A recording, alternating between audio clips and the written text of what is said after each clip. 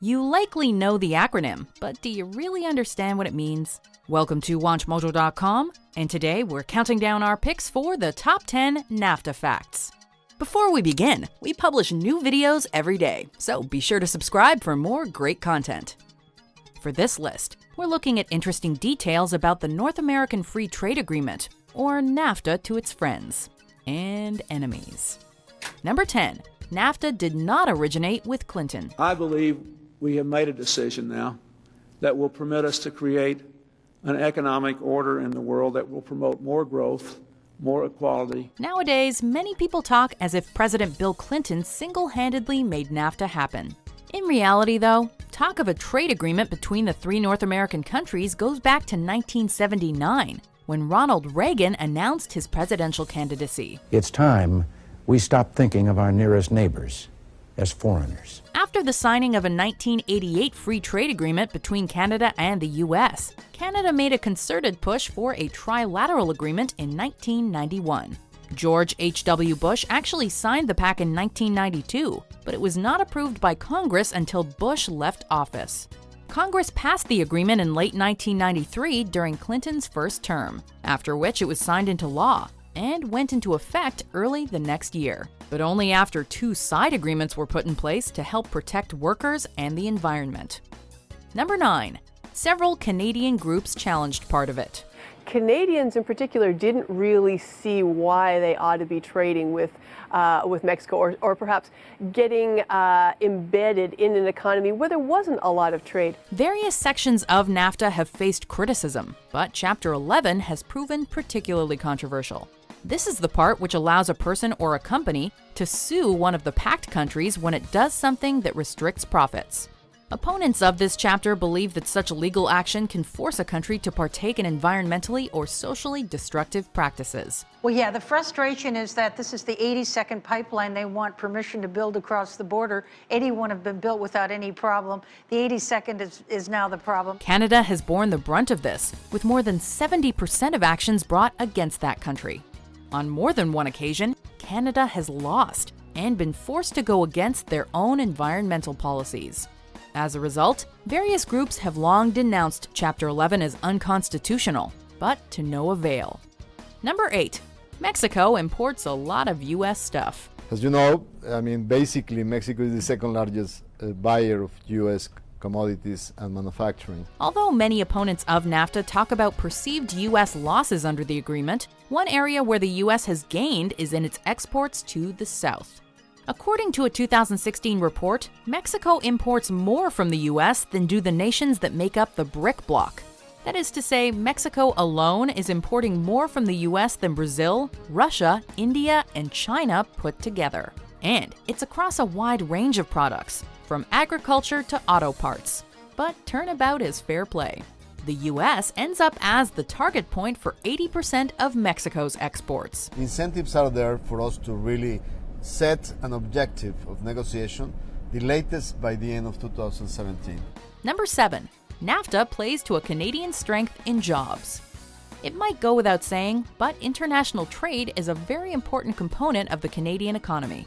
In fact, it's estimated that about 20% of all Canadian jobs are involved in or related to trade with other countries. But remember, the nature of our economy is changing a little bit. We're moving from a manufacturing economy to a services economy, so that it would be normal, I think, that you'd expect to see that that's where we'd find the growth in employment. The services sector in particular has benefited. Over the years since NAFTA began, Canada has gone from importing more high-value services from the U.S. than it exported, to the exact opposite.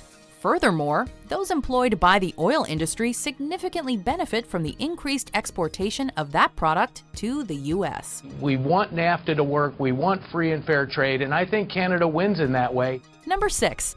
The agreement shifted trade balances. Isn't the deficit due to NAFTA as much as anything else? When NAFTA went into effect, everyone knew it would result in significant change. But predicting exactly what those changes would be was difficult. Certainly, many predicted a shift in trade balances, but not everyone knew they would be as dramatic as they have been. For example, in 1993, U.S.-Mexico trade resulted in a net trade surplus of roughly $5 billion for the United States. In 2014, that had changed into a $54 billion deficit. Conversely, the 1993 trade deficit of nearly $3 billion the U.S. ran with Canada turned into a $6 billion surplus in 2015. That's quite a shift across both borders. If lots of people are going to bring money to invest in the U.S., that's going to mean a stronger dollar, which is going to mean less competitive manufacturing. Number 5. Opponents were worried about more than jobs. Well, there's largely a lack of public awareness of labor conditions of farm workers in Mexico. One of the oft-quoted arguments against NAFTA is the potential loss of jobs. But in the lead-up to the signing of this agreement, opponents voiced a number of other serious concerns. Beyond job loss, many people worried about possible worker exploitation, pointing to labor conditions in many Mexican factories as being substandard. Eso está sucediendo en todo México, pero también está sucediendo en todo el mundo. ¿No te gusta? Pues regrésate a tu casa. Beyond human rights, paying less for labor in one country also had the potential to hurt wages in all of the pact nations in order to stay competitive. Many were also anxious about environmental effects, such as increases in pollution brought about by more manufacturing in areas with lax environmental safeguards. Number 4.